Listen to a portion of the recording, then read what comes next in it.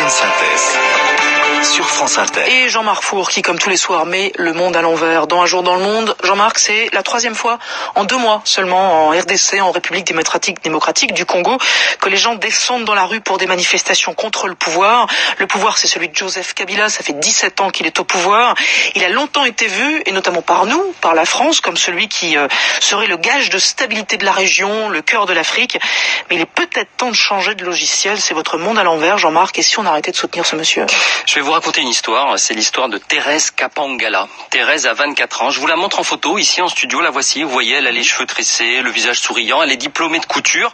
C'est une jeune femme comme la RDC en compte beaucoup, vaste pays la RDC, l'ex-Zaïre, 4 fois la France, 90 millions d'habitants, dont 60% de la population a moins de 20 ans. Thérèse envisage d'entrer au couvent et le 21 janvier dernier, elle manifeste avec beaucoup d'autres à l'appel de l'Église catholique contre le maintien au pouvoir de Joseph Kabila. Enfin, elle manifeste, c'est beaucoup dire, c'est-à-dire qu'elle est dans l'enceinte de sa paroisse de Saint-François de Sales à Kintambo, dans la banlieue de Kinshasa, la capitale. Dans l'enceinte de la paroisse, je précise, les forces de sécurité lui tirent dessus, une balle en plein cœur. Thérèse est morte. Elle fait partie des 16 morts que comptent désormais les manifestations à répétition contre Kabila. Hier encore, ils étaient, selon l'Église catholique, 3 millions à manifester et l'ONU fait état aujourd'hui de 2 morts, 50 blessés et une centaine d'arrestations.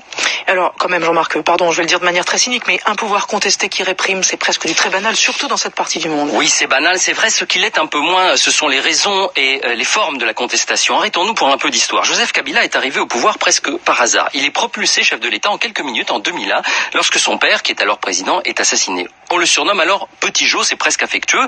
Petit Jo est alors un bon démocrate. Il réforme la Constitution pour limiter le nombre de mandats présidentiels à 2. Il est élu une fois, puis 2 fois. Vous me voyez venir. Tout de suite, oui. Le 2e mandat s'achève en décembre 2016. Vous faites le calcul, ça fait donc 14 mois que Petit Jo devrait avoir quitté le pouvoir en application de sa propre réforme. Mais il ne veut pas partir. Il a accepté un premier compromis pour s'en aller en décembre 2017. Et puis un second compromis pour organiser des élections en décembre 2018. Et puis ainsi de suite. Enfin, en fait, les mois passent et rien ne se passe. Et en face, le seul contre-pouvoir structuré, c'est l'Église catholique. Elle a donc pris la tête de la contestation avec notamment un homme au caractère bien trempé. C'est l'archevêque de Kinshasa, le cardinal Laurent Monsengwo. Dans ses prêches, il parle, je cite, des médiocres qui doivent dégager. Depuis le 31 décembre, les manifs se succèdent donc au rythme d'une manif par mois et en face, Joseph Kabila laisse sa police politique tirer dans la foule jusque dans les paroisses. Et vous allez me dire que tout le monde s'en moque. Exactement, et la France au premier chef. Les regards sont à tout nouveau tournés vers la Syrie, on l'a compris, où se noue le drame que l'on sait dans le quartier de la Ghouta à Damas, et pendant ce temps, Kabila réprime en toute tranquillité.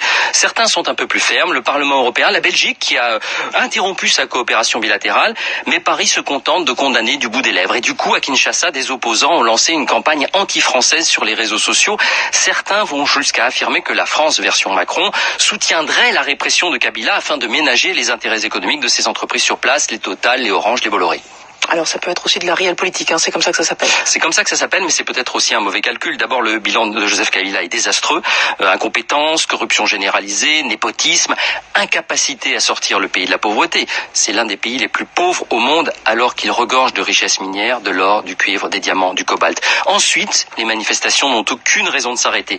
Parce que Kabila n'est plus légitime et parce que l'Église semble déterminée, d'autant qu'elle est appuyée par le Vatican. Et enfin, il y a un risque d'émigration massive vers l'Europe depuis ce pays si jeune. Si on laisse faire Kabila, on peut créer les conditions d'une nouvelle crise migratoire que l'on regrettera demain, mais alors il sera trop tard. Et on se dira, tiens, ça, on aurait dû y penser plus tôt.